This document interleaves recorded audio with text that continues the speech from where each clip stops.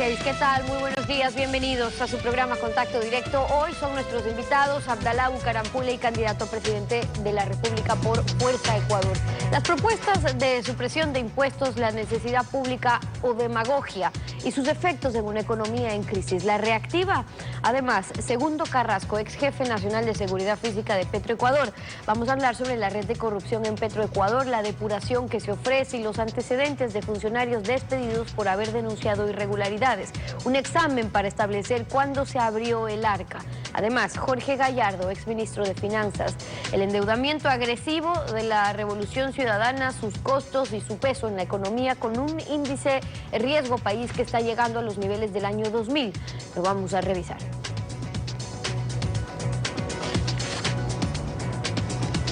Siete de la mañana con 2 minutos. Alfredo, buenos días, ¿cómo te va? Buenos días, Steffi. Buenos días a todos. A ver, Steffi, vamos con la entrevista.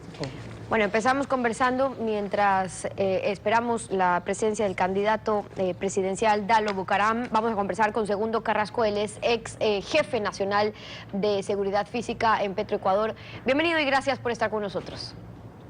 Buenos días, Stephanie. Gracias por la entrevista. Buenos días. Usted fue funcionario de carrera en Petroecuador, fue desvinculado de la estatal petrolera, solicitó una entrevista a propósito de las declaraciones hechas aquí por José Luis Cortázar, el gerente de refinación de Petroecuador, cuando hablábamos sobre esta red de corrupción en la estatal petrolera. Escuchemos algo de lo que dijo. Bueno, estamos con una falla técnica, en pocos minutos le presentamos algunas de esas declaraciones para que pueda ejercer también usted su réplica a propósito de ello, pero usted presentó a la Contraloría en junio de este año información sobre una investigación que hacía a la Jefatura de Seguridad Física de Petroecuador. En ese entonces ya reportó incumplimientos contractuales, como que Petroecuador había pagado contratistas por servicios públicos que no recibieron. Empecemos por ahí para ubicar los antecedentes. ¿Qué tipo de irregularidades detectaba en Petroecuador y luego por qué fue removido de su cargo? Así es, en efecto, Stephanie. Mire, a partir del año 2011, en el que yo fui contratado, se detectaron una serie de irregularidades en las que se notaba un cierto conflicto de intereses entre quienes administraban los contratos y los dueños de las empresas de seguridad. En el año 2015, en el mes de agosto, fui nombrado jefe de Seguridad Física. Y en esa fecha estaba por terminar uno de los contratos que se estaban ejecutando. Por disposición del gerente general de Petroecuador, esos funcionarios fueron despedidos, ya que existían una serie de denuncias en órganos de control del Estado, como Ministerio de Hidrocarburos, Contraloría, Ministerio de Relaciones Laborales. Mi obligación como funcionario de carrera fue la de investigar y presentar un informe, como así en efecto lo hice en el año 2015, en el mes de septiembre. En ese informe, los supervisores nombrados y el administrador del contrato informaron de una serie de incumplimientos contractuales que bordeaban alrededor de $1 millón. Luego, en el mes de febrero del 2016, pedí nuevamente al administrador del contrato que me informe el avance de esa investigación y se ratificó que la empresa contratista no había podido justificar esos incumplimientos. Los incumplimientos consistían en que no se habían instalado campamentos, no se había dado la alimentación al personal de guardia, existían puestos fantasmas. Claro, ahí había algunas irregularidades. Ahora por cuestión de tiempo no podemos ir en detalle sobre eso, pero lo que usted quiere denunciar es que presentó en su momento reparos sobre irregularidades que creía se estaban presentando. ¿Y luego qué pasó?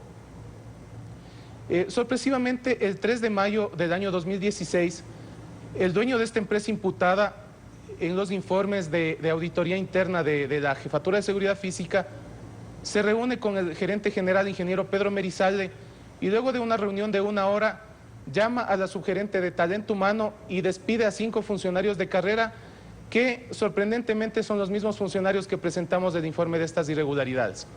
Y no solamente eso, Stephanie.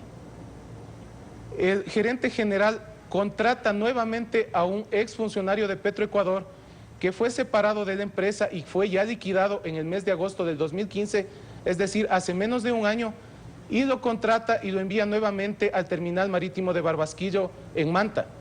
Al investigar, este exfuncionario fue el presidente de la comisión que adjudicó el contrato que está siendo investigado. Ok, esto sobre un contrato que ustedes han presentado sobre la investigación que se está haciendo incluso desde Contraloría, pero por eso es que usted ha solicitado una entrevista a propósito de las declaraciones hechas aquí por José Luis Cortázar, el gerente de la refinación de Petroecuador, cuando se refería a que hay intenciones dentro de las autoridades de Petroecuador, incluso de poder luchar en contra de esta red de corrupción que se ha dado en la estatal petrolera. Escuchemos algo también de lo que dijo.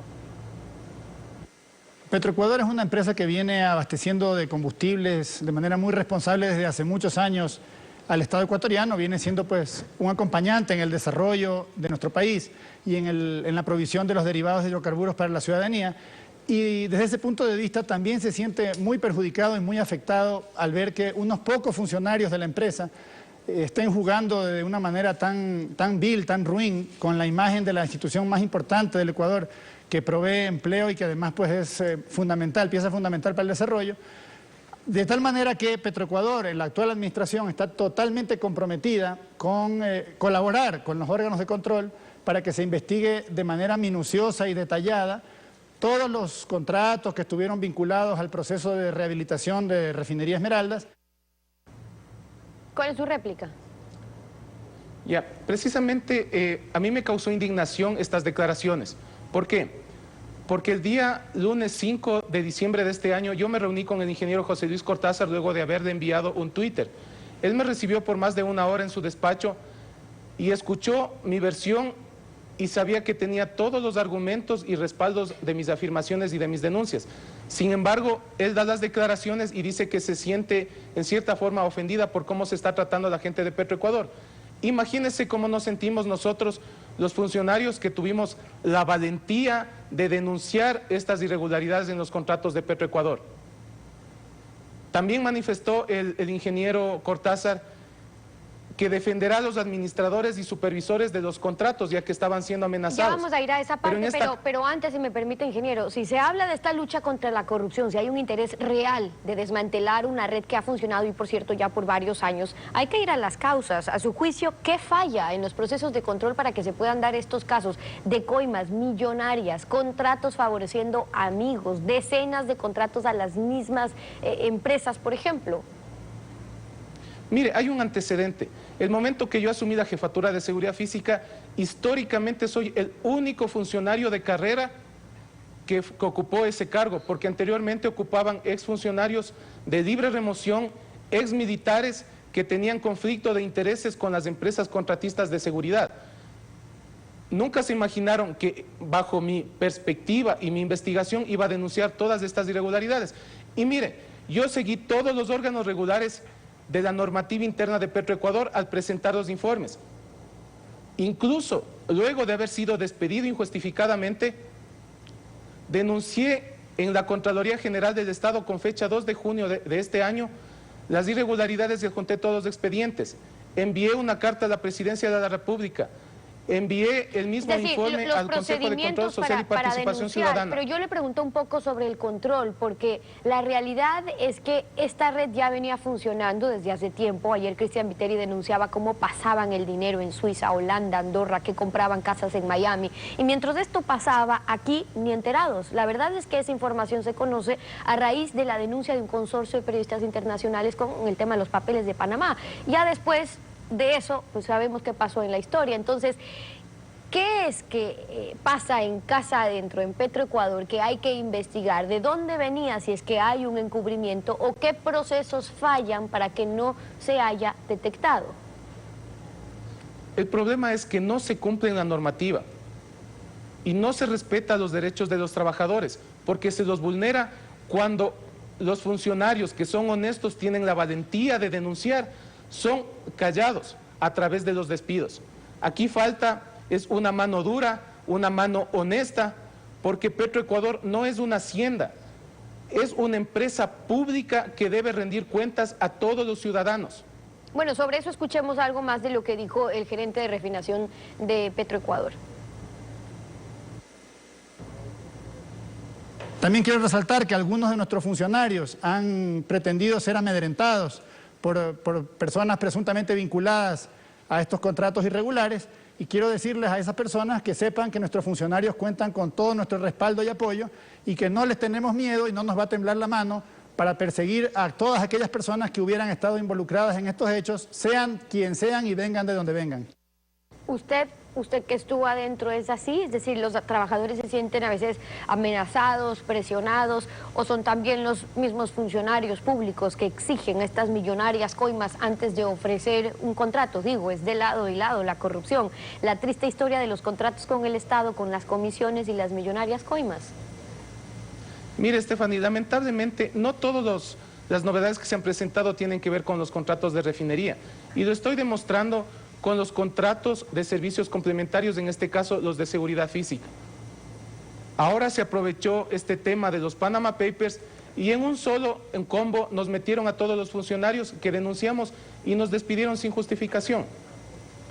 Yo no estoy de acuerdo con las declaraciones del ingeniero Cortázar en el tema del respaldo que va a dar a los administradores y supervisores, cuando pese a haber denunciado las irregularidades se conforma una comisión y se devuelve las garantías de fiel cumplimiento y se termina con un acta de finiquito, un contrato que está denunciado con 2 informes en la Contraloría y que también tiene los 2 informes de la Jefatura de Seguridad Física de incumplimientos que no han sido justificados hasta el momento. Entonces, esos funcionarios que firmaron esta acta tendrán que responder administrativa, civil y penalmente por no haber respetado la normativa de Petroecuador. Usted fue separado de Petroecuador al igual que otros funcionarios. ¿Es eso lo que le motiva también a denunciar estos presuntos actos de corrupción en Petroecuador o por qué se animó ahora a hacerlo? Digo, públicamente, porque sí le ha presentado información en la investigación que está llevando a cabo la Contraloría sobre ese contrato específico que es de más o menos $1 millón. Mire, Stephanie, aquí el tema no es solamente por el monto de los contratos con los que se perjudica al Estado. Yo pienso que el primer acto de corrupción de un funcionario público es aceptar un cargo para el cual no está preparado. Lamentablemente los funcionarios públicos, y en este caso en Petroecuador, los que somos o fuimos funcionarios de carrera, hemos tenido que enfrentar a muchos funcionarios de libre remoción que ni siquiera están identificados con una ideología política y cuando les conviene son del partido de gobierno y cuando se les denuncia se cambian de bando y ahora están incluso en la oposición. ¿Por qué yo asistí a este medio de comunicación y pedí mi espacio? Porque yo agoté todos los medios necesarios. Seguí el órgano regular de Petroecuador a través de la normativa, envié mis documentos al Ministerio de Relaciones Laborales, al Consejo de Control Social y Participación Ciudadana, a la Contraloría General del Estado. Me reuní con el ingeniero José Luis Cortázar hace pocos días y no he tenido ninguna respuesta.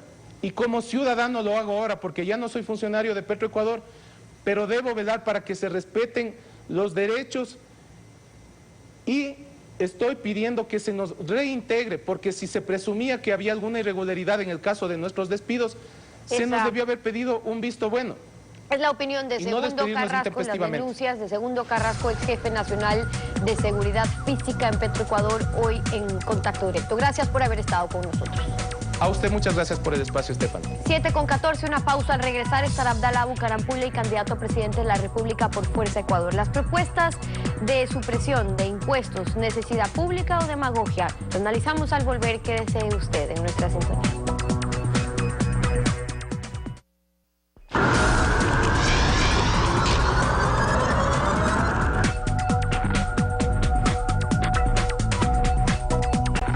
Los planes de gobierno de los candidatos que buscan romper el continuismo tienen aspectos comunes todos. Esto es obvio porque se trata del mismo país con idénticos problemas. Sin embargo, como es natural, difieren en énfasis y enfoque. Respecto a impuestos, Abdalá Bucarampulla, otro candidato de la generación étnica de menores a 35 años, propone eliminar el anticipo del impuesto a la renta, las sobretasas arancelarias y bajar el IVA. Abdalá Bucarampulla, buenos días, bienvenido a Contacto Directo. Buenos días, un saludo a todos los televidentes. Las sobretasas serán eliminadas en junio de 2017 por compromiso del gobierno en la Organización Mundial del Comercio. Quedan la eliminación del anticipo del impuesto a la renta y la rebaja del IVA. Por su parte, Guillermo Lasso propone eliminar 13 impuestos para crear 1 millón de empleos. ¿No se está quedando usted corto en sus ofertas? Nosotros hemos tenido desde el inicio de esta candidatura una conducta responsable con el país que vamos a heredar y con lo que le proponemos al pueblo. Yo quiero hacer más bien un llamado a todos los candidatos que estamos participando en esta contienda, a que paremos o a que paren con la verborrea política. Los jóvenes estamos cansados de aquellos candidatos que ofrecen el oro y el moro y que lo único que están haciendo es demostrar el colmillo afilado de una oligarquía y una banca desesperada por regresar al poder. Ofrecer 1 millón de empleos que no lo has dado en toda su vida, ofrecerlos en tan solo 4 años es una falacia. Regalarle la luz eléctrica a los pobres cuando jamás le han regalado nada al pueblo. Claro, esa es una propuesta de Cintia Viteri. Nos plantea una hipótesis. Pero, si hoy el municipio maneja el agua, ¿por qué no regala el agua?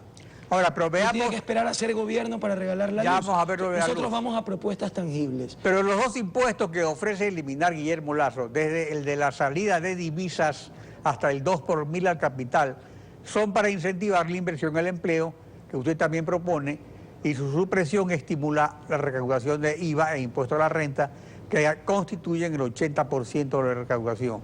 Entonces, ¿por qué no está de acuerdo con eliminar más impuestos y solamente el anticipo del impuesto a la renta? ¿Sí? No, y lo que usted dice es correcto.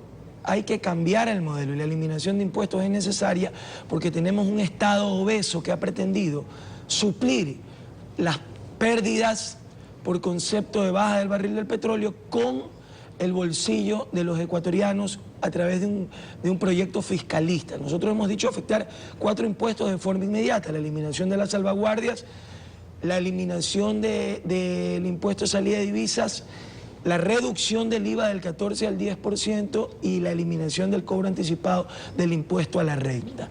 Esto buscando darle liquidez al bolsillo de las familias del Ecuador, buscando la recuperación del sector privado para que sea un ayudador en enfrentar las tasas altísimas de desempleo.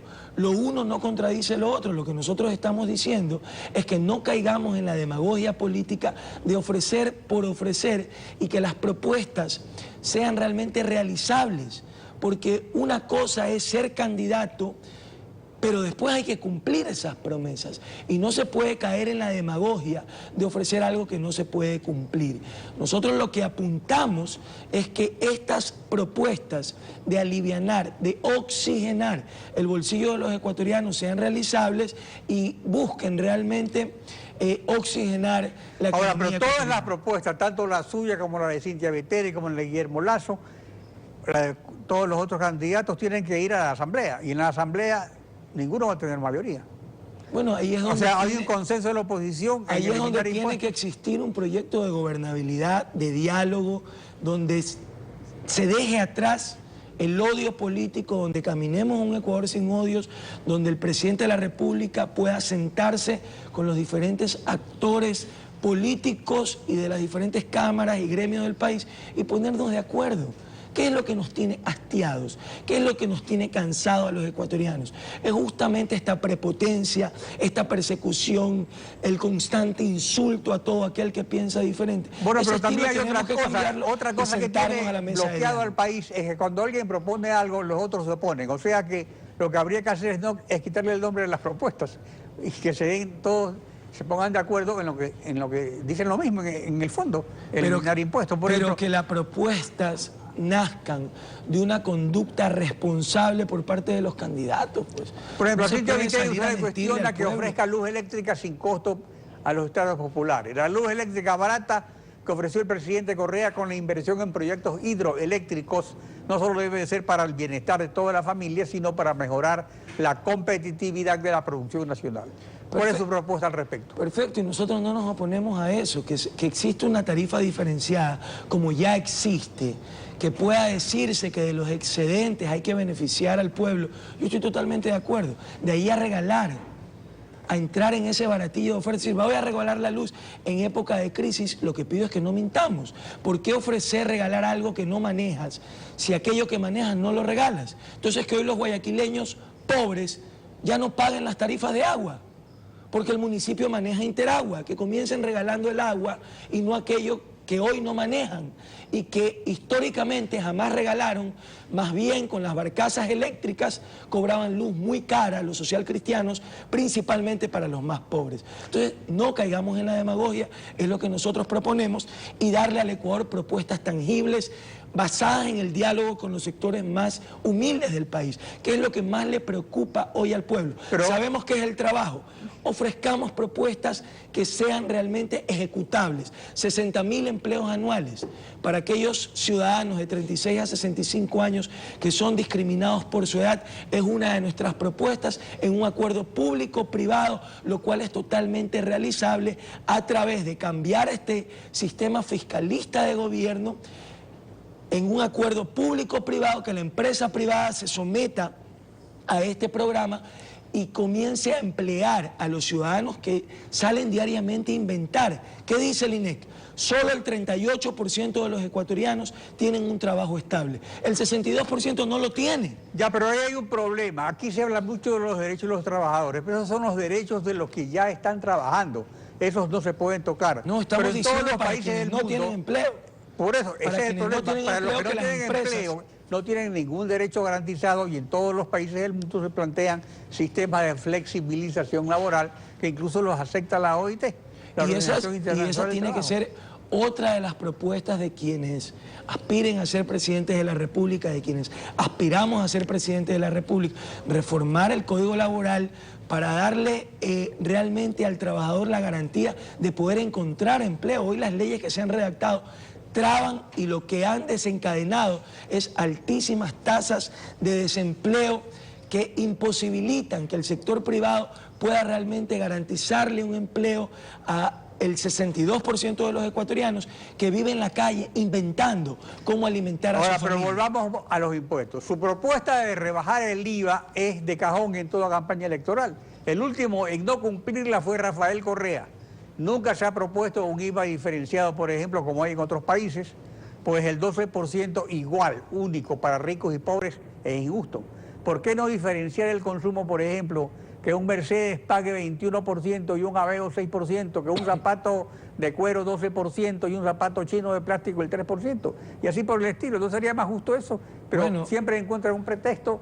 Siempre dicen es que hay corrupción. Si fuese así, mejor sería eliminar todos los impuestos, pero eso no se puede. Y soy el único candidato que ha propuesto plantearle al país que dentro del primer año de gobierno presentaremos una reforma tributaria para ir a un IVA diferenciado.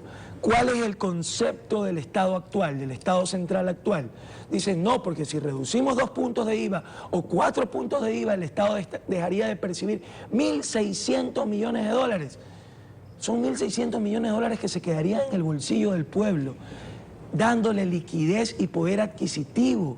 Es cambiar el modelo, lo que nosotros planteamos, que deje de existir un Estado obeso que no solo pretende regular, sino además administrar la vida económica de su pueblo, y por eso ha fracasado, como ha fracasado este Estado en Venezuela, como ha fracasado en Cuba, como ha fracasado en Brasil, como ha fracasado en Argentina y en todos los países en el que el Estado ha querido y ha pretendido jugar la suerte de un Robin Hood, robando los recursos o metiéndole la mano al bolsillo al pueblo y queriendo él administrar. Ya, pero el asunto es que en eso es lo que decía al comienzo, que coinciden todos los candidatos de oposición en Bueno, y hemos planteado lo que Pero usted... le digo, bueno, el candidato de la continuidad o del continuismo, según cómo se lo vea, sostiene que eliminar impuestos es irresponsable y demagógico porque le quite recursos a salud y educación. Y eso ¿Está de acuerdo? Eso tiene que abrirle los ojos al pueblo, que existe un candidato que lo que propone es continuar con esta receta caducada,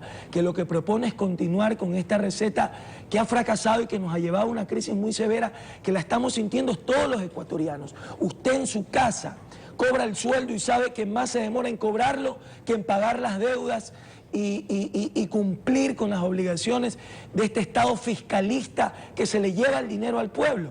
¿Qué es lo que propone el binomio de Alianza País? Continuar con esta receta ¿Qué ha dicho el binomio oficialista respecto a la ley de plusvalía? Ha salido como foca a aplaudirla, porque esta es una ley que también ha existido en otros países como Venezuela, que son leyes confiscatorias. Entonces, pero ahora también hay otro problema con eso de engordar al Estado. Ayer se ha publicado un documento del Departamento de Justicia de Estados Unidos en el que se revela que un funcionario de Odebrecht ha declarado que ha pagado coimas en el Ecuador a un funcionario que controla contratos y que lo han hecho durante los 9 años del gobierno. Bueno, pero ¿qué se va a hacer, doctor, aquí en el Ecuador al respecto?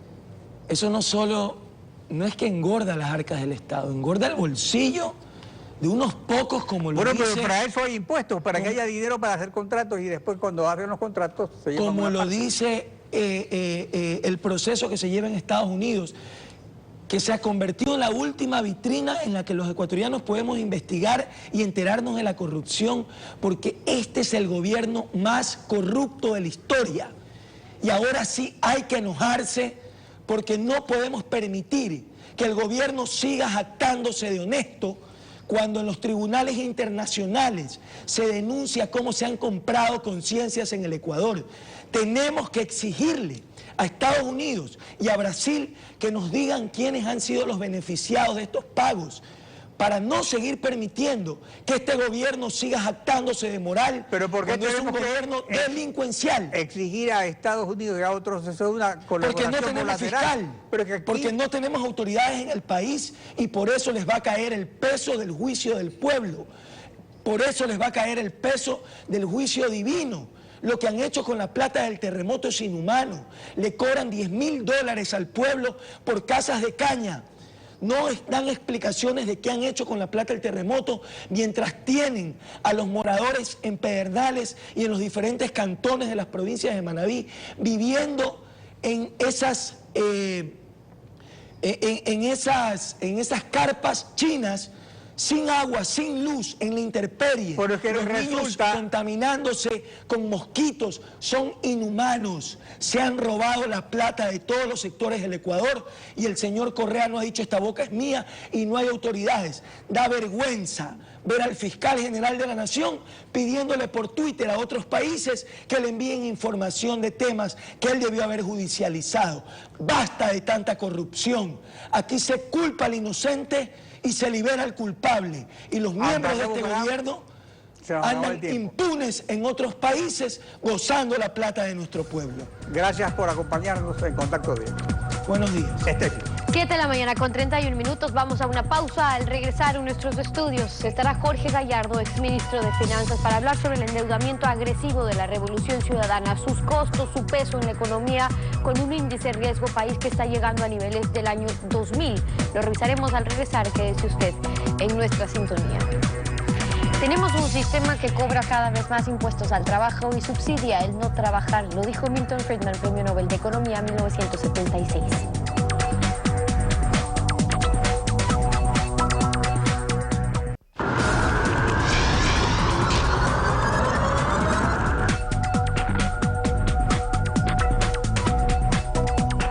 El endeudamiento agresivo sobre una estable economía dolarizada está permitiendo al gobierno navegar la recesión económica. El índice de riesgo país indica en el mercado internacional el grado de confianza que ofrece la economía de un país y fija la tasa de interés que debe pagar por sus créditos, agregando puntos sobre la tasa de los bonos de Estados Unidos. El índice actual del Ecuador es el segundo más alto de las Américas después de Venezuela, pero el más alto que hemos tenido fue hace 17 años, cuando el presidente Gustavo Noboa heredó una economía colapsada que había perdido su moneda y el petróleo estaba a $31 el barril. Jorge Gallardo, exministro de Finanzas del presidente Gustavo Noboa. Buenos días, bienvenido a Contacto Directo. Muchas gracias, Alfredo. Buenos días. Por la emisión de bonos de julio de 2016, el Ecuador fijó en 10.75% la tasa de interés. Por la emisión de los bonos Global en el año 2000, que había colapsado el país, no teníamos moneda, se fijó 12%. Hace 17 años la crisis estaba declarada, hoy se la niega. De aquí al cambio de gobierno en 6 meses. ¿Cómo estará la situación?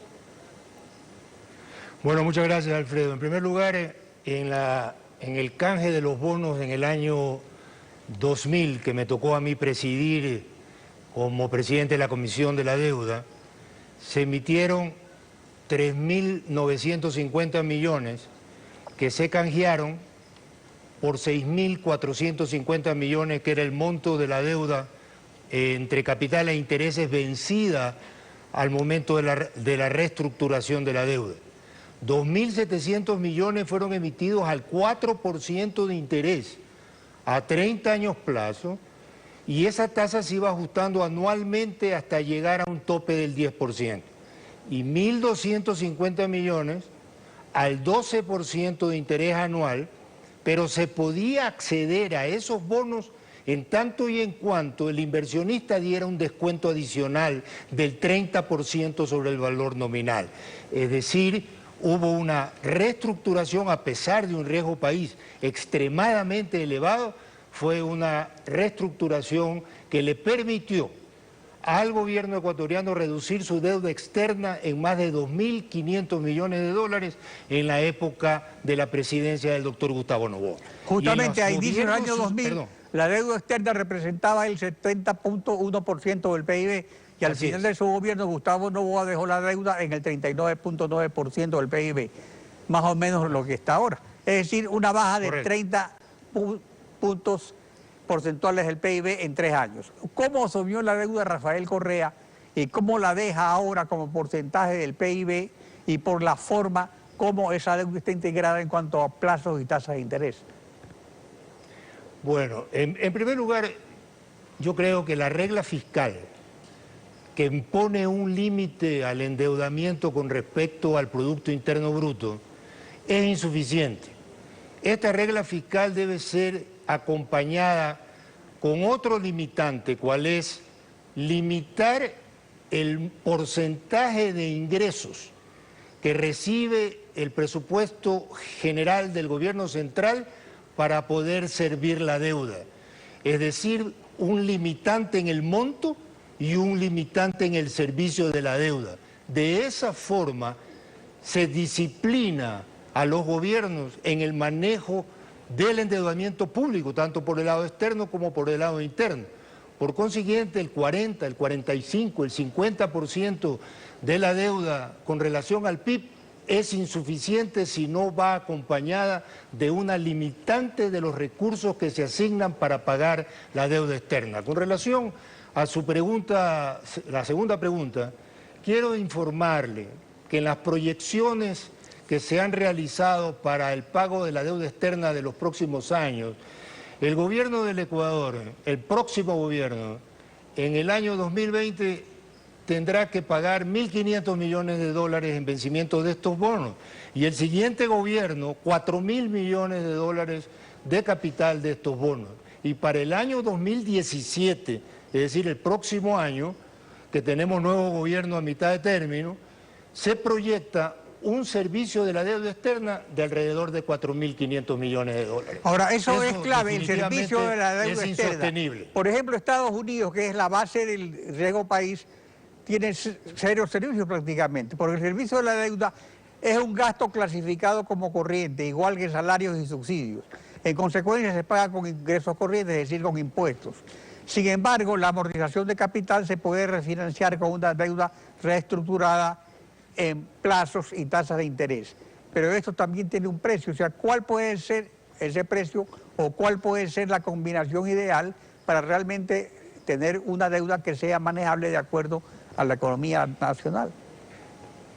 Mire, lo importante en el tema de la deuda es tener un perfil de la deuda en el largo plazo que se adecúe a los ingresos proyectados por el gobierno para poder servir la deuda adecuadamente.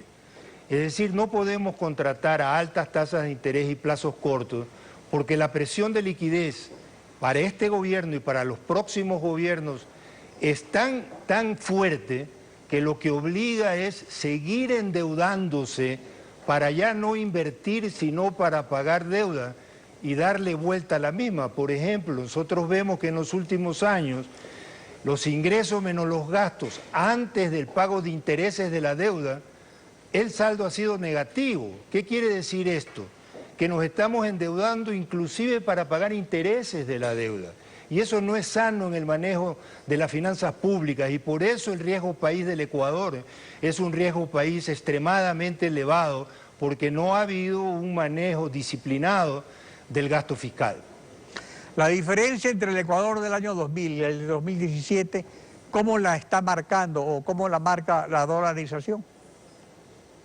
Mire, el año 2000 fue el inicio de la dolarización, con una serie de problemas, como por ejemplo ajustar los precios internos a la nueva moneda, es decir, al dólar del Sucre a dólares, a una tasa de cambio que se la puso extremadamente elevada, que evaporó los ingresos de los ciudadanos, las pensiones de los jubilados y puso en graves aprietos a la familia ecuatoriana. Fue un periodo de transición muy difícil, que había que atacar no solamente la deuda, el problema fiscal, sino además restituir el poder adquisitivo de la población ecuatoriana, que se había mermado tremendamente al inicio de la dolarización. Hoy, gracias a Dios, tenemos una economía, gracias a la dolarización, estabilizada, con inflaciones bajas, que permite que el poder adquisitivo de la población se mantenga estable. Y eso, en definitiva, ha sido una gran ayuda para tener estabilidad, no solamente económica, sino estabilidad desde el punto de vista político y desde el punto de vista social. ¿Pero eso Esa es se la puede gran mantener diferencia. con el modelo vigente de preponderancia estatal? Definitivamente que no, porque ¿qué es lo que pasa? De que llegará un momento, y va a llegar a muy corto plazo, que la liquidez en los mercados internacionales se va a reducir. Estados Unidos está subiendo la tasa de interés, ya no hay facilidades de liquidez a la economía. Europa, si bien sigue con la facilidad de liquidez, está restringiendo la misma.